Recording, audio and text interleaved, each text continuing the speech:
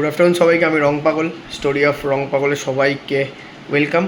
তো তোমরা অনেক ভালোবাসা দিয়েছো, অনেক লাইক কমেন্ট সবাই করেছো, সাবস্ক্রাইবও বেশ ভালো হচ্ছে, তোমাদের রেসপন্স খুব ভালো চ্যানেলে। যাই হোক, যেটা সত্যি ভালো লাগছে না মন্দ লাগছে কী প্রবলেম সবই একদম ক্লিয়ারলি বলতে পারো। যাই হোক, তো ভবঘুরে ইতিহাসে কলকাতার আজকে 4th ভিডিও, 3টে অলরেডি পোস্ট করে দিয়েছে, তোমরা দেখেছো আমার চ্যানেলে। আর আজকের ভিডিওটা করতে চলেছি, এটা আমাদের 4 নম্বর ভিডিও, মানে এটা আমার 4 নম্বর ভিডিও ভবঘুরে ইতিহাসে কলকাতা অ্যালবামের। তো যাচ্ছি হচ্ছে, দেখো কোথায় যাচ্ছি সেটা দেখো, পুরো ভিডিওটা দেখবে।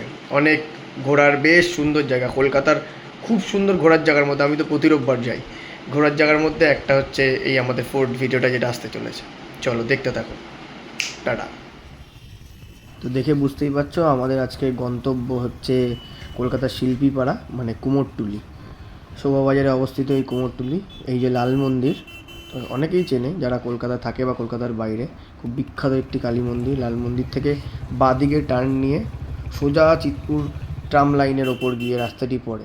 তো আমরা বাইক নিয়েই গেছিলাম, তোমরা আসলে বাসে করেও আসতে পারো, মেট্রো করে আসলে শোভাবাজার স্টেশন, আর বাসে করে আসলে 47B ধরলে একদম শোভাবাজার লাল মন্দির স্টপেজে নেবে বাঁদিকের রাস্তায় 5 মিনিটের হাঁটা পথ। তো এই চিতপুর ট্রাম লাইন ধরে একদম সোজা চলে গেলে এইখান থেকে কুমারটুলি স্টার্ট। বাঁদিকে একটা রাস্তা, আর কিছুটা এগিয়ে গেলে এই সোজা পড়বে সিদ্ধেশ্বরী কালী মন্দির। আমরা চলে আসলাম উত্তর কলকাতার গিন্নি মায়ের কাছে। তো শ্রী শ্রী সিদ্ধেশ্বরী কালীমাতার মন্দির এটি। বিশিষ্ট নাট্যকার কিংবদন্তি গিরিশ ঘোষ মাকে উত্তর কলকাতার গিন্নিমা বলে ডাকতেন। একদিকে বিকে পাল আর একদিকে আইরিটোলার মাঝখানে চিতপুর ট্রাম লাইনের ওপর অবস্থিত এই মন্দির। শোনা যায় হিমালয় থেকে আসা একজন সাধু এই মন্দির প্রতিষ্ঠা করেন, পরে গোবিন্দরাম মিত্র এই মন্দিরটি ঠিক করে প্রতিষ্ঠা করেন। এবার আমরা চলে গেলাম তার ঠিক উল্টো দিকেই অবস্থিত গোবিন্দরাম মিত্রের নবরত্ন টেম্পল বা নবরত্ন মন্দির। এই কলকাতা হেরিটেজে যার বিখ্যাত এই মন্দিরটি, কলকাতা হেরিটেজের মধ্যে গোবিন্দরাম মিত্রের নবরত্ন মন্দির। 1725 সালে গোবিন্দরাম মিত্র 165 ফিটের মন্দিরটি নির্মাণ করেন। এর হাইট 165 ফিট 165। তো মন্দিরটি ব্রিটিশরা ব্ল্যাক প্যাগোডা বলে চিনত, মানে ব্ল্যাক প্যাগোডা বলেই ডাকতো ব্রিটিশরা, বলা হয়ে থাকে। এই মন্দিরটি যে আসল মন্দির ছিল সেটি ধ্বংস হয়ে যায় ভূমিকম্প বা অন্যান্য কারণে, প্রাকৃতিক কারণে। পরে এই মন্দিরটি নির্মাণ করা হয়। এখানে দুদিকে দুটি মহাদেবের শিবলিঙ্গ রয়েছেন, ব্ল্যাক স্টোনের কালো পাথরের শিবলিঙ্গ। আর বাইরে রাম লক্ষ্মণ ও সীতা দেবীর মূর্তি রয়েছেন, বজরংবলীর মূর্তি রয়েছে। তো সবাই বুঝতেই পারছো যে আমরা চলে এসেছি কলকাতার হেরিটেজ, আর কি কলকাতা না, অল ওভার বেঙ্গলের হেরিটেজ, আমাদের কলকাতার বিখ্যাত শিল্পীপাড়া কুমারটুলিতে। উত্তর কলকাতার বনেদিয়ানা ইতিহাস সমস্ত রঙিন ছোঁয়া মিশে রয়েছে আমাদের এই প্রিয় কুমারটুলি। দেখতেই পাচ্ছ আমরা চলে এসেছি কুমারটুলিতে, 1 নম্বর কুমারটুলির রাস্তা। যাই হোক, শোভাবাজার সুতানড়িতে অবস্থিত এই কুমারটুলি।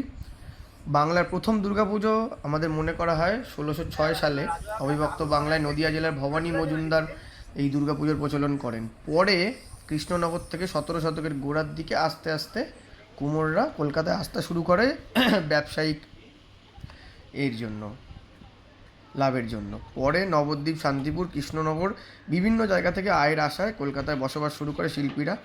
এরপর 1757 খ্রিস্টাব্দে শোভাবাজার রাজবাড়ির রাজা নবকৃষ্ণদেব কলকাতায় প্রথম দুর্গাপুজো শুরু করেন। তোমরা দেখতেই পাচ্ছ কুমারটুলির কিছু শিল্পের নিদর্শন, যেটুকানি দেখা গেছে। এখন সামনে গণেশ পুজো, গণেশ পুজোর রূপ।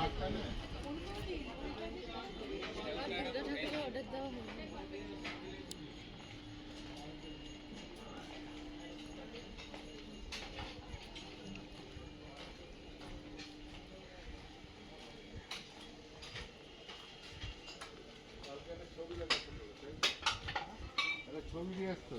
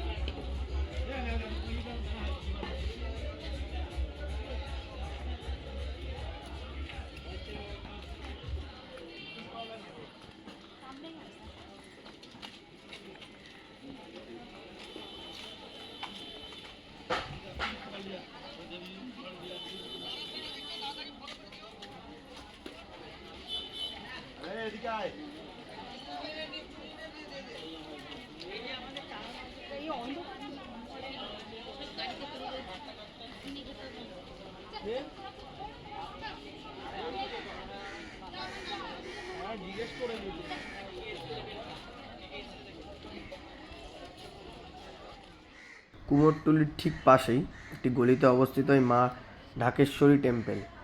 1948 সালে হিন্দু মুসলিম রাইটের সময় স্পেশাল এয়ারক্রাফট করে ঢাকা শহর থেকে, মানে বাংলাদেশের ঢাকা থেকে হরিহর চক্রবর্তী ও রাজেন্দ্র প্রসাদ তিওয়ারি নিয়ে আসেন এই মূর্তিটি। এনে কলকাতার এক ব্যবসায়ী ডিএন চৌধুরী বলে তার বাড়িতেই মূর্তিটি প্রতিষ্ঠা করা হয়। পরে তা মন্দির রূপে কুমারটুলিতে প্রতিষ্ঠা হয়। তোমরা দেখতেই পাচ্ছ এই মূর্তিটি। এটি মা ঢাকেশ্বরীর, মানে বাংলাদেশের ঢাকা থেকে আনা হয়েছিল মায়ের এই মূর্তিটি, যখন হিন্দু মুসলিমের রাইট বাঁধে সেই সময়। তো আমরা ভিডিওর শেষে বা যাওয়ার পথে দেখিয়ে দিই, এটা হচ্ছে শোভাবাজার আহিরিটোলা জেটি।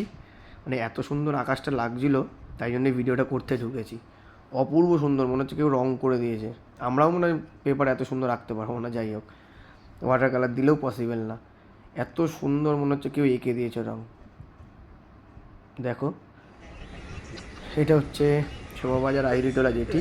এখানেই লঞ্চগুলো এসে দাঁড়ায়, যারা ওপার থেকে লঞ্চে যাতায়াত করেন। এই হচ্ছে শোভাবাজারের গঙ্গার সৌন্দর্য, গঙ্গার ঘাট। তো আজকের মতো ভিডিও এখানেই শেষ। এপিসোড 4। লাইক, শেয়ার, সাবস্ক্রাইবটা অবশ্যই করুন। Thank you.